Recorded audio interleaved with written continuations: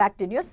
తీరం మనదే, బోటు మనదే, వేట మనదే, రాజీ పడే ప్రసక్తే లేదన్నారు ఏపీ సీఎం చంద్రబాబు.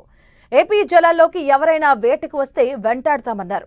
మన రాష్ట్ర తీరంపై మనకే పూర్తి హక్కులు ఉంటాయని స్పష్టం చేశారు. నెల్లూరు జిల్లా కావలి మండలం తుమ్మలపెంటలో మత్స్యకారుల సేవలో పాల్గొన్న సీఎం వారికి ప్రభుత్వం అండగా ఉంటుందని హామీ ఇచ్చారు. మన రాష్ట్ర తీరంపై మనకే పూర్తి హక్కులు ఉంటాయన్నారు. ఇతర రాష్ట్రాల బోట్లు వస్తే శాటిలైట్తో గుర్తిస్తామని చెప్పారు. ఇక జువ్వలదిన్న షిప్పింగ్ హార్బర్ పై కొందరు దుష్ప్రచారం చేస్తున్నారని మండిపడ్డారు. చరిత్రలో తొలిసారిగా 262 కోట్లు మత్స్యకారుల ఖాతాల్లో జమ చేసినట్లుగా సీఎం చంద్రబాబు తెలిపారు. 3256 కోట్లతో 9 ఫిషింగ్ హార్బర్ల నిర్మాణం చేపడుతున్నామని చెప్పారు. వైసీపీ హయాంలో మత్స్యకారుల సాయాన్ని రూపాయి కూడా పెంచలేదని సీఎం విమర్శించారు.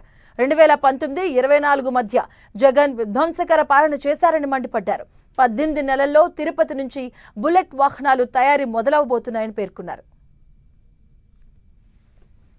200 మెకనైజ్డ్ బోట్లు శాంక్షన్ చేయడానికి నేను సిద్ధంగా ఉన్నా.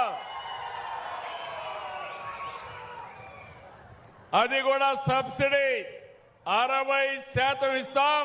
మిగిలింది రుణాలు ఇప్పించి మిమ్మల్ని ఆదుకుంటాం. అందుకే మళ్ళీ చెప్తున్నా, తీరం మనదే, బోటు మనదే, వేట మనదే. ఇది సిబిఎన్ మాట. 1924 మీరందరూ గుర్తుపెట్టుకోవాలి. అది ఒక పీడ కళ, విధ్వంసం, ఎక్కడా పని కాలేదు. నేను అడుగుతున్నా, ఆ 10,000 తప్ప ఒక్క పైసా మీకు వచ్చిందా? ఒక్క అభివృద్ధి అయిందా తమ్ముళ్ళు అని మిమ్మల్ని అడుగుతున్నా. లేదంటే చేతుల పైకెత్తండి. వాళ్ళు చేసిన విధ్వంసం నాకు 23 నెలలు పట్టింది. ఆ రోజు నేను, మా మిత్రుడు పవన్ కళ్యాణ్ గారు, కేంద్రంలో నరేంద్ర మోడీ గారు ముగ్గురం ఆలోచించి ఎన్డీఏ ఏర్పాటు చేసుకున్నాం.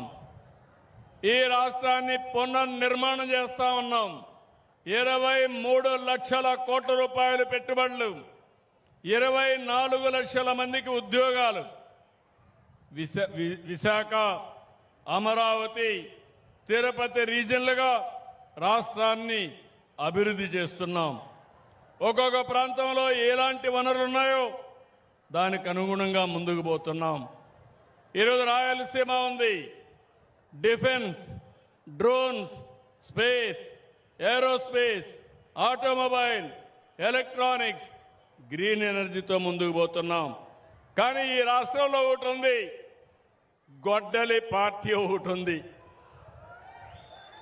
ఏం తమ్ముళ్ళు, అర్థమైందా? గొడ్డలి పార్టీ. బాబాయ్ హత్య నుంచి దస్తగిరి మర్డర్ వరకు కుల రాజకీయాలు, మత రాజకీయాలు, మత విద్వేషాలు చేసే పరిస్థితికి వచ్చారు.